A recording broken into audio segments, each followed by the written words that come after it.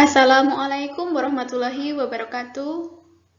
Pada kali ini kita akan belajar materi sintesis protein.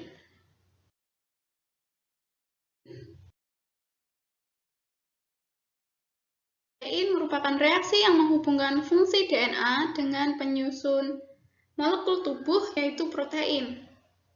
Protein yang dibentuk melalui sintesis protein akan mengalami banyak modifikasi. Ada yang menjadi protein struktur, sebagai proteksi, dan juga enzim.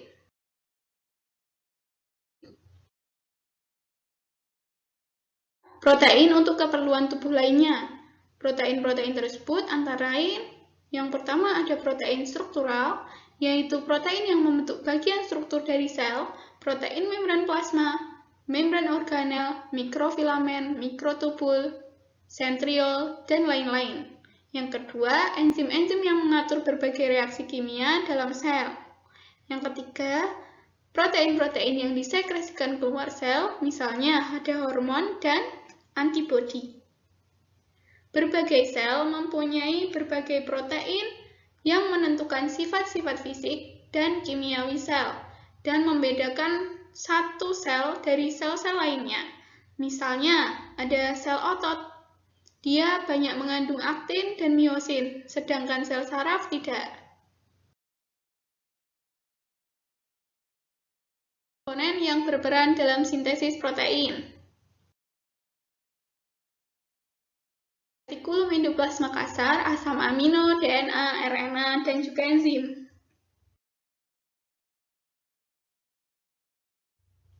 Di mana tempat sintesis protein terjadi? Terjadi di ribosom, yang bisa berada melekat pada RE kasar ataupun berada bebas pada sitoplasma. Setelah selesai disintesis, protein pertama kali mengalami modifikasi pada organel badan Golgi. Proses pemindahan protein dari retikulum endoplasma ke badan Golgi melalui struktur gelembung atau sering dinamakan sebagai vesikula.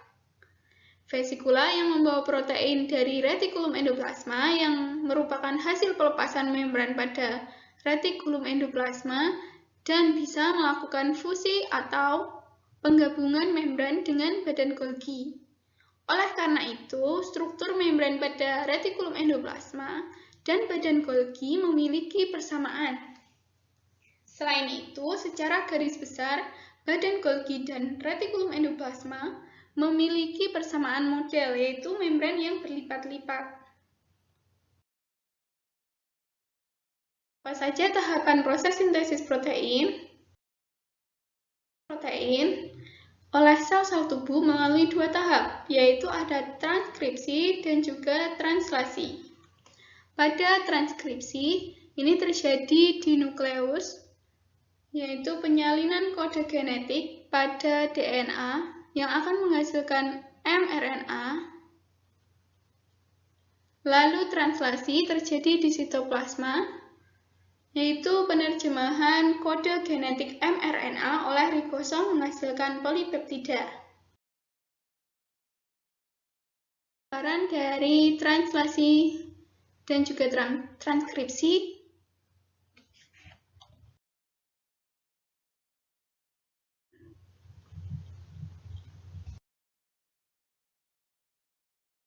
Suatu proses di mana informasi genetika yang terdapat pada DNA dikopikan kepada mRNA atau messenger RNA. Proses ini terjadi di dalam nukleus atau inti sel dan dikatalisasi oleh enzim RNA polimerase. Transkripsi merupakan sintesis RNA dari salah satu rantai DNA. Hanya satu pita saja dari dua pita DNA yang ada ditranskripsikan menjadi mRNA. Nah, ini kita dapat melihat transkripsi di sini.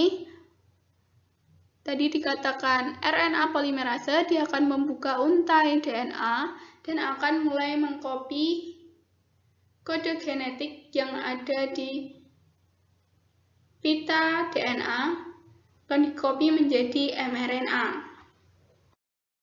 3 tahap. Yang pertama ada inisiasi, yaitu daerah DNA di mana RNA polimerase melekat dan mengawali transkripsi, disebut sebagai promoter.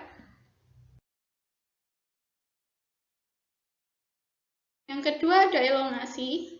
Pada saat RNA bergerak di sepanjang DNA, pilihan heliks ganda DNA tersebut terbuka secara berurutan, kira-kira 10 hingga 20 basa DNA sekaligus.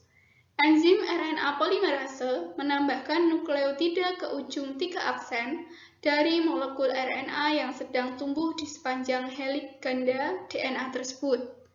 Setelah sintesis RNA berlangsung, DNA heliks ganda terbentuk kembali, dan molekul RNA baru akan terlepas dari cetakan DNA-nya. Yang ketiga, terjadi tahap terminasi. Transkripsi berlangsung sampai RNA polimerase mentranskripsi urutan DNA yang disebut terminator. Terminator merupakan suatu urutan DNA yang berfungsi menghentikan proses transkripsi. Kemudian mRNA akan keluar dari inti sel dan masuk ke dalam sitosol melalui nukleopor. Di sini juga terdapat 3 tahap. Translasi merupakan proses di mana informasi urutan triplet basa nitrogen pada mRNA dipakai untuk menentukan urutan-urutan asam amino pada suatu protein yang akan dibentuk. Dalam proses translasi, sel menginterpretasikan suatu kode genetik menjadi protein yang sesuai. Kode genetik triplet atau 3 nukleotida pada urutan mRNA yang dapat diterjemahkan menjadi urutan asam amino pada peristiwa translasi, disebut kodon. Kodon di sini nanti dia akan diterjemahkan menjadi asam amino. Misal di sini ada UCU yang akan diterjemahkan menjadi asam amino jenis herin.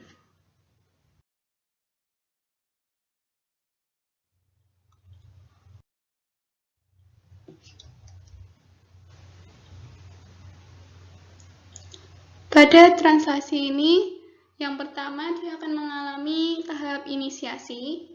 Tahap inisiasi dari translasi terjadi dengan adanya mRNA, sebuah tRNA yang memuat asam amino pertama dari polipeptida dan 2 subunit ribosom. tRNA inisiator yang membawa asam amino metionin melekat pada kodon inisiasi AUG.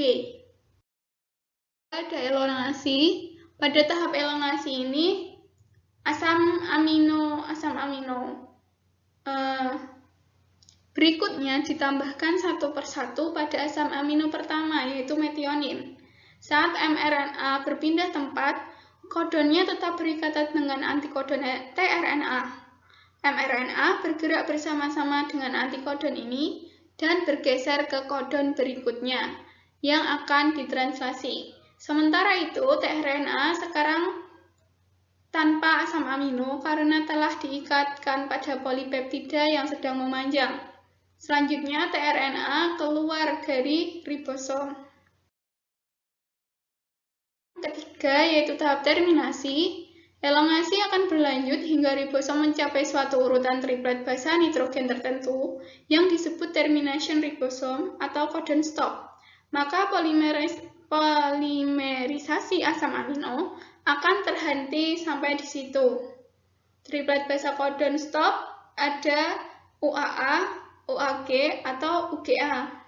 Setelah proses translasi selesai, protein yang sudah disintesis itu bisa ditambahkan gugus karbohidrat atau dipecah menjadi polipeptida kecil atau yang lainnya. Baiklah, terima kasih. Kurang lebihnya mohon maaf. Wassalamualaikum warahmatullahi wabarakatuh.